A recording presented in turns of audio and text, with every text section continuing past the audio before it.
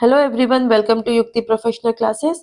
इस वीडियो में हम लिमिटेशन एक्ट 1963 के एमसीक्यूज देखने जा रहे हैं। अगर आपने मेरे चैनल को सब्सक्राइब नहीं किया है तो मेरे चैनल को सब्सक्राइब शेयर लाइक जरूर करिए। चलिए स्टार्ट करते हैं।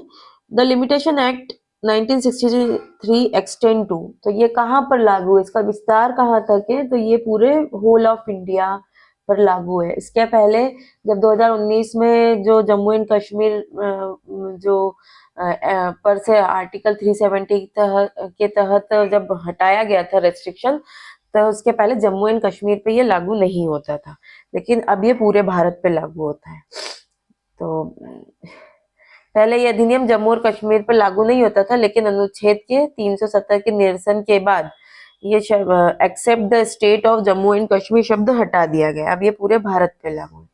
नेक्स्ट है, when did the limitation act 1963 come into force, ये कब मतलब लागू किया गया है।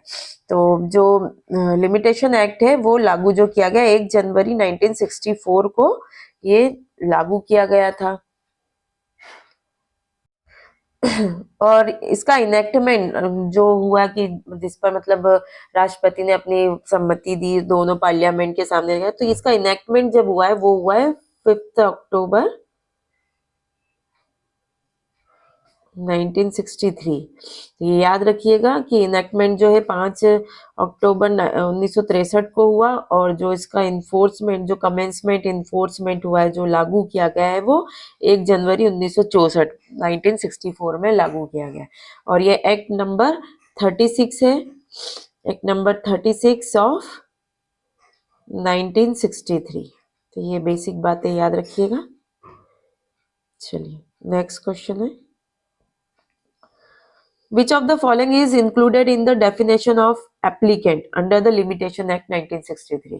तो जो एप्लीकेंट की डेफिनेशन है सेक्शन 2 के अंदर तहत दी गई है, और एप्लीकेंट के तहत आ जाएगा a petitioner and any person through whom the applicant derive the right to apply। तो ये क्लॉज ए के तहत सेक्शन 2 क्लॉज ए के तहत इसको डिफाइन किया गया है। तो धारा 2A के अनुसार आवेदक में याचिकाकर्ता मतलब एक जो आवेदक मतलब एप्लीकेंट के अंतर्गत petitioner, any person from whom the applicant derives his right to apply, and any person whose state is represented by the applicant as an executor, administrator और other representative। तो ये 3 इसमें क्राइटेरिया दिया गया है। पिटिशनर, फिर जिसके द्वारा वो राइट को अप्लाई कर रहा है, और थर्ड जो है वो जो एग्जीक्यूटर और एडमिनिस्ट्रेटर के रूप में मतलब उसकी संपत्ति को अगर संभाल रहा है तो वो रिप्रेजेंट कर रहा है उसको। नेक्स्ट है, which of the following is included in the definition of application. Application में क्या इंक्लूड किया गया है, तो ये बोथ पिटिशन एंड एप्लीकेशन दोनों को इंक्लूड किया गया है। ये 2B क्लॉज में इसको मेंशन किया गया है। नेक्स्ट है बॉन्ड। तो बॉन्ड की परिभाषा में क्या शामिल किया गया है, तो ये an instrument where a person obliges himself to pay money. मतलब एक इंस्ट्रूमेंट है जिसके तहत वो क्या अपने आप को ऑब्लाइज कर रहा है, मतलब वो एक बाध्यता के तहत अपने आप को ला रहा है, to pay money on the condition that specified act is performed, तो वो और नॉट परफॉर्म, तो उसके अंदर एक कंडीशन होगी जिसके तहत वो पे कर रहा है मनी, और उस हिसाब उसके की कोई कार्य करेगा या नहीं करेगा उसके अकॉर्डिंग। तो ये एक तरीके का ऑब्लिगेशन है, ये जो डिफाइन किया गया है 2D के तहत ये डिफाइन किया गया है। नेक्स्ट है, what is the primary objective of the limitation act 1963। तो इसका जो ऑब्जेक्ट है वो क्या है, लिमिटेशन एक्ट क्यों बनाया गया, इसका ऑब्जेक्ट क्या है, तो ये है to ensure judicial efficiency by setting time limit for filing case. मतलब ये चीज को देखना कि जो प्रोसीडिंग हो रही है वो टाइम के अंदर हो। यहाँ ये लिमिटेशन एक्ट बेसिकली एक किसी सूट को फाइल करने के लिए, एप्लीकेशन या अपील को फाइल करने के लिए एक टाइम पीरियड बताता है कि कब उसको आप एक टाइम पीरियड में, नहीं तो क्या होगा कि कभी भी कोई भी सूट फाइल करने आ जाएगा और ऐसे बहुत सारी पेंडेंसी हो जाएगी कोर्ट में, इसलिए हर चीज के लिए एक टाइम लिमिट दिया गया है और जो गवर्न होता है लिमिटेशन एक्ट के तहत। तो यहाँ पर वो टाइम की देखने के लिए कि जो केस फाइल किया जा रहा है वो टाइम लिमिट के अंदर हो रहा है या नहीं, ये देखने के लिए इस एक्ट का ऑब्जेक्ट है। The objective of limitation act is to prevent cases from being indefinitely prolonged and to ensure that cases are resolved within a reasonable time frame. It sets deadline within which a person must file a suit. मतलब जो judicial cases है उसको ऐसा नहीं है कि अनिश्चित काल तक हम उसको पेंडिंग रखें, है ना, क्योंकि टाइम लिमिट दे दिया तो आप कभी भी नहीं सूट कर सकते, आप टाइम लिमिट में ही सूट फाइल कर सकते हैं और टाइमली उसका सेटलमेंट भी हो सके। नेक्स्ट है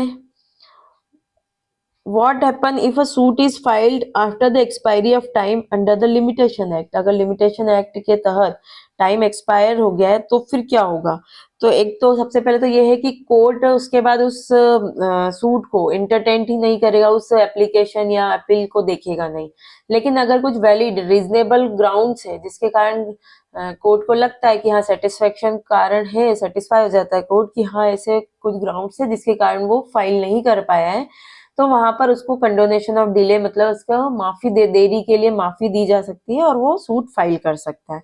तो यहाँ पे जो राइट आंसर हो जाएगा कि द कोर्ट में accept it under limited circumstances. तो न्यायालय सीमित परिस्थितियों में इसे स्वीकार कर सकता है, मतलब एक्सपायरी ऑफ टाइम होने के बाद भी वो लिमिटेड सर्कमस्टेंसेस पर उसको कर सकता है। तो ये सेक्शन 5 के अंदर दिया गया और ये एक एक्सेप्शन है। सेक्शन 5 जनरली बोलता है कि टाइम लिमिट के बाद अगर सूट मतलब टाइम लिमिट के बाद सूट, सेक्शन 3 बोलता है कि टाइम लिमिट के बाद कोई सूट फाइल किया जाता है तो वो कोर्ट उसको एंटरटेन नहीं करेगा, उसको वो टाइम बार कर हटा देगा, ठीक है। लेकिन सेक्शन 5 में दिया है कि अगर कोई सेटिस्फैक्टरी ग्राउंड है ना, रीजनेबल ग्राउंड होता है और कोर्ट सेटिस्फाई हो जाता है तो वो कुछ केसेस में जो टाइम सूट फाइल करने का जो टाइम पीरियड है उसको एक्सटेंड कर सकती है, उसको देरी के लिए माफी दे सकती है।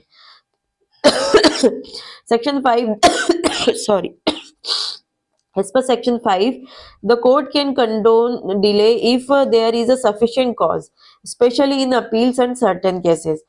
सिर्फ जनरली सेक्शन 5 में सिर्फ अपील और जो अपील के केस में मिलेगा और एप्लीकेशन में जो ऑर्डर 21 ऑफ सीपीसी उसके अंतर जो एप्लीकेशन है उसको छोड़कर जितनी भी एप्लीकेशन है उसी में ही आपको कंडोनेशन ऑफ डिले मिलेगा। सूट के केस में यहाँ पे कंडोनेशन ऑफ डिले नहीं मिल सकता है क्योंकि ऑलरेडी सूट में साल तक, 1 साल, 3 साल, 12 साल तक के लिए टाइम पीरियड दिया गया रहता है सूट फाइल करने के लिए, तो यहाँ पे इसलिए नहीं दिया। और अपील में जनरली 30 डेज 60 डेज, तो यहाँ टाइम पीरियड कम होता है, इस वजह से यहाँ पे कंडोनेशन ऑफ डिले मिलता है सेक्शन 5 के तहत। नेक्स्ट है limitation. What does a continuous running of time means under the limitation act? मतलब निरंतर दौड़ने वाला समय, निरंतर चलने वाला समय का क्या मतलब यहाँ बताया गया है लिमिटेशन एक्ट में, ये पूछा गया है कि जो टाइम चल रहा है, एक बार जब टाइम चालू हो जाता है तो फिर किसी भी तरीके की अगर इनकैपेबिलिटी आ जाती है ना, जैसे वो माइंड इंसेन हो गया है या डेथ हो गई है, तो क्या इसकी वजह से वो टाइम पीरियड बढ़ सकता है? मतलब तो यहाँ पर ये बोला है कि जो सही क्लॉज है जो कि एक बार टाइम पीरियड चालू हो गया है तो वो once started the limitation period continues without interruption. एक बार अगर लिमिटेशन पीरियड चालू हो जाता है तो वो फिर रुकता नहीं है, भले ही कुछ भी हो जाए, ठीक है। लेकिन ये टाइम पीरियड शुरू सेक्शन 6, 7, 8 जो है, सेक्शन 6 और 7 लिमिटेशन एक्ट का ये बताता है कि अगर कोई, जैसे अगर कोई माइनर है और इंसेन हो गया या डेथ हो गई है है ना, इडियट है हो गया है, तो इन रीजन के कारण अगर लिमिटेशन पीरियड आपका चालू नहीं हुआ है तो इनके कारण वो टाइम रुक जाएगा, और जब तक ये सही नहीं हो जाता और डेथ के केस में लीगल रिप्रेजेंटेटिव नहीं आ जाता तो तब तक सूट फाइल नहीं किया जा सकता है। आपको एक रेमेडी मिल जाती है आगे और उसको शिफ्ट कर सकते हैं।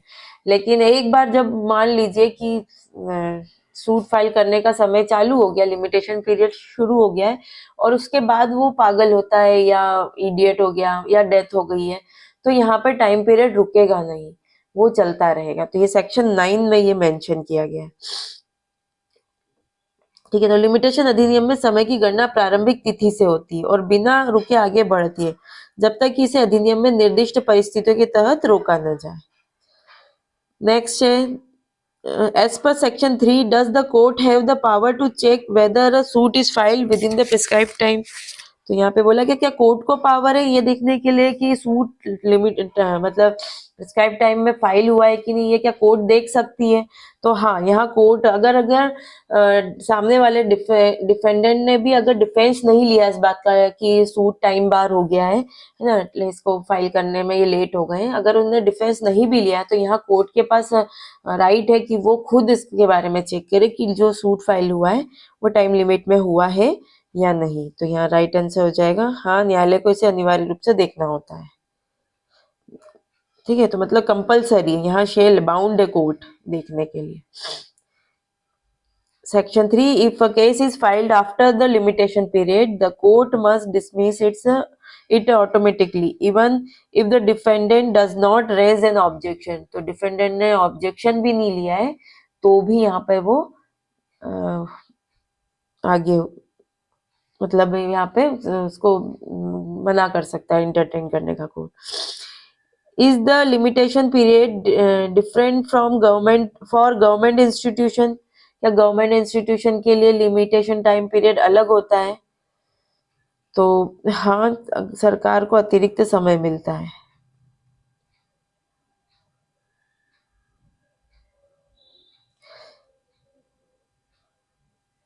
ठीक है, तो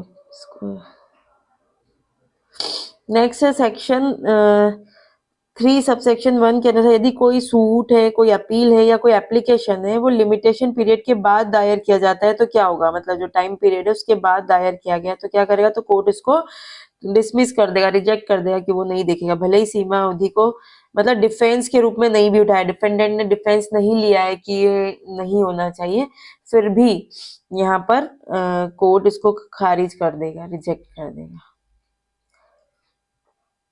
सेक्शन 3 में ये मेंशन किया गया है। तो the court is bound to reject any suit, appeal और application filed after the limitation period regardless of whether the opposing party object to it और नॉट, है ना। तो वो ऑब्जेक्ट करे या नहीं करे वो उसको रिजेक्ट कर सकते हैं। चलिए, आज के लिए इतना ही, मिलते हैं हम नेक्स्ट वीडियो में। Thank you.